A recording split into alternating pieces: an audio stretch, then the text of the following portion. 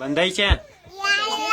په امت دی چه؟ محمد رسول الله. په مذهب دی چه؟ امام اعظم. په ملت دی چه؟ ابراهیم. څو کتابونه دي؟ تورات انجیل زبور طلا.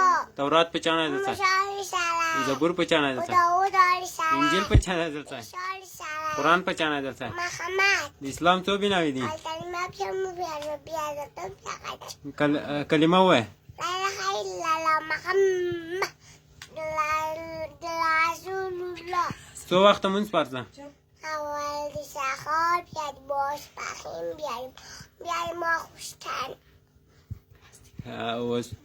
څو مشهورې ملایکې دي؟ اسرافیل، بیا د اسرافیل، بیا د اسرافیل. اسرافیل چې کوي؟ سپیلۍ وخوري. میکائیل چې کوي؟ د روانو پالن ماتی. اسرائیل چې کوي؟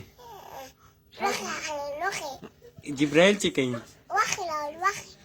دا څو امامان دي؟ څو امامان دي؟ او د امام اعظم، بیا شبي، بیا د امام احمد.